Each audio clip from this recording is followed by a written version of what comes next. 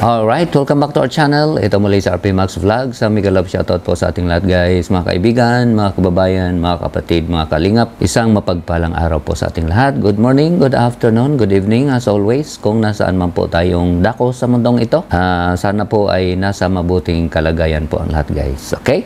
Meron po tayong follow-up reaction guys, no? Tungkol nga po dito sa ginawa ni Melanie. So nakita ko po kasi sa comments, talagang ang dami po talagang nag-comments at natuwa, no? Sa ginawa po ni Melanie, ito nga pong nanay ni Rina. Okay?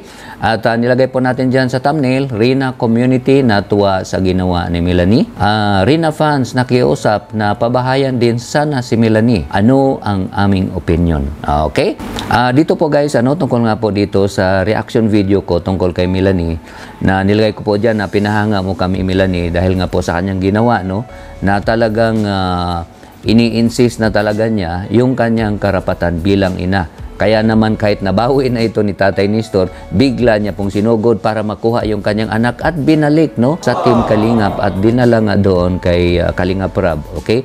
Ngayon na kay Roda na po. Binabasa ko po guys, no, yung mga comment, bagamat hindi naman lahat, no, na binabasa ko pa rin ang binabasa.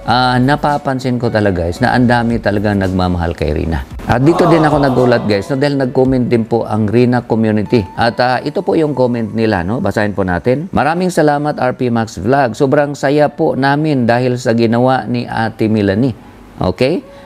Good job, napahanga mo po kami sa reaction video mo po. Okay, so natuwa po sila doon guys sa tema po ng ating reaction na yun nga po, no, sang-ayon po sila na talagang pinahanga po tayo ni Ate Melanie sa kanyang ginawa na talagang ini-insist niya talaga na siya ang may karapatan kay Rina at hindi yung kanyang lulo, at talagang umani po talaga ng appreciation o paghanga, no, sa lahat po ng mga nagmamahal kay Rina. At isa na nga po dito itong grupo na Rina community. Ang akala po natin noon guys, itong Rina community ay naka-all out support po kay Tatay Nestor. Okay? O kung si Rina pag nandoon kay Tatay Nestor, pero hindi pala. Okay? Sa nangyari po ngayon guys, parang nalipat po yung kanilang pagsuporta dito po kay Melanie. Kasi natutuwa po sila sa ginawa ni Melanie dahil naniwala po sila guys na ang Team Kalingap lang po talaga ang may kakayahan, no, na magpagpagamot kay Rina o makatulong kay Rina hanggang sa gumaling ito. Kaya naman ang laki po ng tuwa nila, ang laki po ng pasasalamat nila na naging ganun po ang hakbang o naging ganun po ang ginawa ni Melanie. Na talagang pinipilit niya yung kanyang karapatan. Noong makita niya na kinuha ni papa niya o ni tatay niya itong si Tatay Nestor, si Rina, on the same day, pinuntahan din niya doon sa papa niya o kay Tatay Nestor. Sinugod at kinuha din agad si Rina. Kaya naman naibalik niya agad ito at dahil doon guys, no, ang dami po talagang natutuwa. Marami pong humanga kay Melanie. Okay? Kung noong araw, sabi ko nga po, itong si Melanie ay nababash po ito dahil nga sa nakilala po siya na bilang pabayang ina. Okay? Dahil nga po sa kwento po ni Tatay Nestor na hindi talaga siya pumupunta doon, masilip man lang yung kanyang anak na si Rina o maalalayan man lang. Okay? Pero lumalabas ngayon guys na grabe pala ang kanyang pagmalasakit, no, sa kanyang anak. Okay? At sabi nga po niya, noong 2 years old si Rina, gusto niyang kunin pero ayaw ibigay ni Tatay Nestor. Kung ano man po yung version ni Tatay Nestor, ay isit aside na po natin yun guys. Ang mahalaga po kung ano po ang nangyari ngayon. Okay? Na si Rina ay nandyan na po, binalik ng ina sa poder po ng pangangalaga po ng Team Kalingap, no, na kay Roda. At alam po natin, no, hindi man nabavlog ito lagi, pero si Rina regular po ang kanyang check-up. Okay? Monthly may check-up po yan kay Doktora De Los Reyes. At pagkaalam po natin guys, nire-refer na po sa ibang doktor kasi sa nabanggit po namin, no, sa reaction namin, ang problema ni Rina, hindi lang talaga isang doktor. Maraming doctors dapat dyan, siguro mga 3 espesyalista na dapat po talaga titingin sa kanya. Okay? So, we're hoping guys, no, na talagang mag-improve si Rina hanggang sa gumaling ito dahil lucky charm po ito talaga ng Team Kalingap. Okay? Nag-umpisa po kay Rina na dumami po talaga ang views ni Kalingap Rab at lumaki po bigla yung community ng Team Kalingap. Ang dami pong naging napunta po o nanonood po ng mga videos ng Team Kalingap. So bigla pong lumawak ang community dahil po sa pag-viral po talaga ni Rina. Marami po ang naawa At hanggang ngayon, kahit marami na po ang viral o trending na binablog po si Kalingap Rab, nandyan pa rin ang mga supporters ni Rina na talagang nagmamahal at nakasubaybay sa kanya. Kaya nga po noong binanggit ni Kuya Bal na news blackout, medyo sila po yung sumama ang loob, no? Kasi gusto nilang masilayan lagi si Rina. Pero napaliwanag na po yun guys, no, ni Kuya Bal kung ano po ang reason kung bakit kailangan po ng magkaroon ng news blackout. Para din po yun kay Rina. Para tuloy-tuloy ang pagpapagamot sa kanya pero hindi na po kailangang ibablog. Okay? Ibablog lang po ito kung nag-improve na ika nga. The same din kay Bina noong time na yon. Pero ngayon si Bina, malaki na po ang improvement kaya binablog na po ito. Okay? So dito guys, no, meron din silang pakiusap, no? At nareaksyonan din natin actually ito. Pero ngayon may idadagdag po tayo sa opinion natin kasi natanong ko po ito kay Sir July, no? Kung ano po ang kanyang masabi. Okay? Kaya nga po, yung mga fans ni Rina, nakiusap po sila, no, base doon sa mga comment na baka sakaling pwedeng pabahayan itong si Melanie. Kaya ginawan ko po ng reaction yun. At nakita ko po, no, maganda naman po yung kanilang suggestion dahil sa nabanggit ko nga po. Dahil gusto din naman natin na magkaroon ng banding si Rina sa kanyang ina. At sa ngayon po kasi, mahirap po pag uuwi po si Rina doon sa kanyang ina dahil wala po siyang privacy. At nandyan naman po yung kanyang stepfather po. Alam naman po natin na hindi po maganda na isang lugar lang po sila pag natutulog. Kaya marami po ang parang hindi po sang-ayon na mag-i-stay nga ika nga si Rina doon sa kanyang ina dahil po sa ganong kondisyon. Pero kung mapabahayan nga naman ito si Melanie, yun nga po ang kanilang request, siyempre maganda na po, pwede na po siya magbanding doon. Kung may privacy na po siya, may sarili na po siyang kwarto, ika nga. Actually guys, nung nakaraang live namin, naitanong ko po to kay Sir July, no? Bilang ama ng kuos, no? Kung meron po tayong ama ng Kalingap, meron din po kaming ama ng kuos, no? Siya po ang nag-establish guys ng kuos. Okay, na ang layunin po talaga ay suportahan si Kuya Bal at si Kalingap Rab, no, sa kanilang mga pabahay.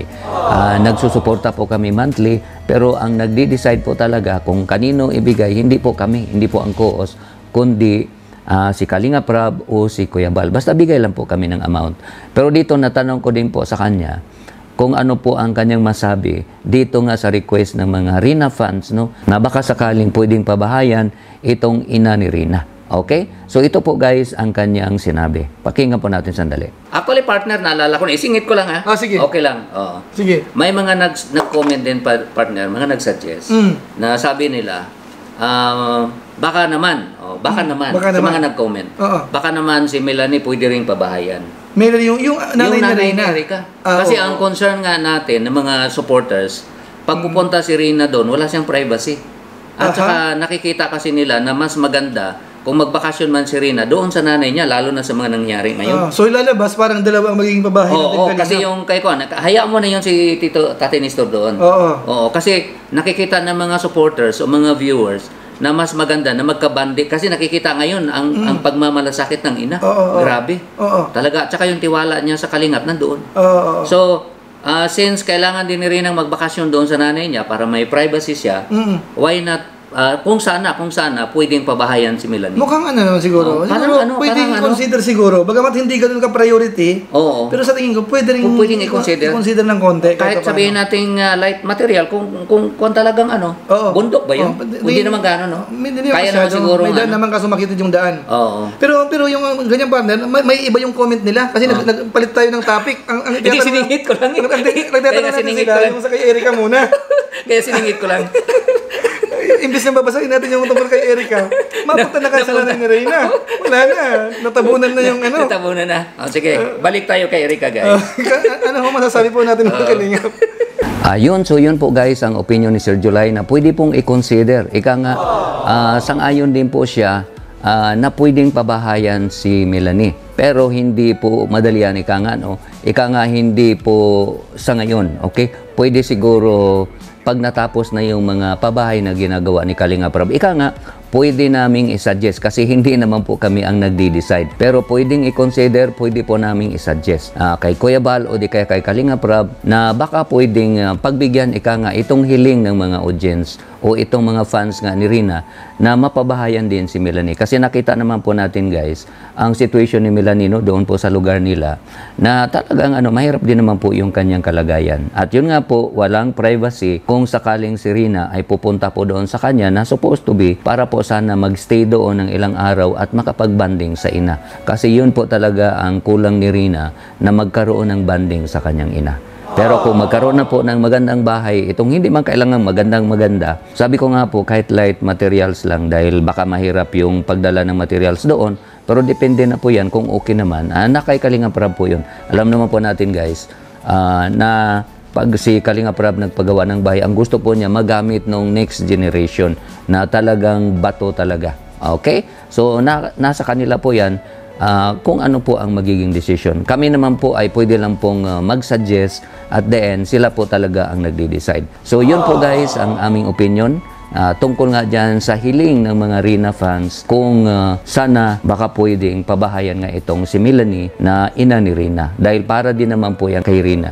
Dahil sa ngayon, mahirap na po guys kung magbakasyon si Rina doon sa lulo niya, kay Lolo Nestor. Dahil nakita naman po natin guys, yung mga nangyayari, tuwing nagbabakasyon po siya doon, nag-back to zero po siya. So, hayaan na lang yon, may bahay si Lolo Nestor doon. Siguro pagdating ng araw, pwede din namang magbakasyon si Rina doon. Pero sa ngayon, parang hindi yata maganda na magbabakasyon si Rina doon. Okay? Dahil nga, nag-iiba po yung kanyang pag-iisip o yung kanyang ugali, nag-iiba po, back to zero po siya tuwing napupunta doon. Parang sabi nga nila, parang may negative force po sa bahay na yon. Okay? So, yun po guys ang aming opinion at yun nga po yung binanggit po natin, mga Rina fans, Rina community ay sobrang natuwa sa ginawa ni Melanie. At nakikita ko po doon sa comments, ang dami po talagang supporters ni Rina na natutuwa. Siguro 99.9% natutuwa talaga sila sa ginawa ni Melanie. Ang hindi lang siguro natutuwa dyan guys, yung mga nasa likod ni Lolo Nestor, yung mga nagsulsul sa kanya. Siguro yun yung mga hindi masaya sa ginawa ni Melanie. Pero 99.99% sa tingin ko guys, masaya sila at natutuwa sila sa ginawa ni Melanie na talagang ini-insist niya yung kanyang karapatan bilang ina at yun, naging successful naman siya na nadala niya si Rina doon sa side po ng Team Kalingap. Dahil alam po niya, Team Kalingap lang po ang may kakayahan na makatulong sa anak niya. So alam po natin, pinapagamot po yan at pinapaaral pa. Okay? At may tutor pa po yan, pagkaalam natin. Plus yung mga interaction ni Rina, yung mga supply sa kanya, hindi po biro. Yung nag-alaga sa kanya, alam natin guys, si Ruda Mix Vlog, ay sinusuportahan po yan o may allowance po yan kay Kalinga Prab. Okay? So yun lang po guys ang ating konting reaction dito nga po sa mga nag-comment nung nakaraan po nating vlog na talagang natutuwa po tayo doon sa kanilang mga opinion na nababasa natin. Okay? So yun lang po guys ang ating konting reaction at maraming salamat po sa inyong walang sawang pagsuporta, pagsubaybay at panonood po ng mga videos namin. Paki-like po ang video na to para mai-recommend po tayo ni YouTube. At sa mga bago lang po sa aking munting channel, huwag po natin kalimutang i-subscribe. At huwag din po natin kalimutan guys na suportahan ang ating ama ng Kalingap na si Kuya Val Santos Matubang, Kalinga Prab, and Ate na Vlogs. At bago ko po i-end itong video na to, meron lang akong isa-shoutout.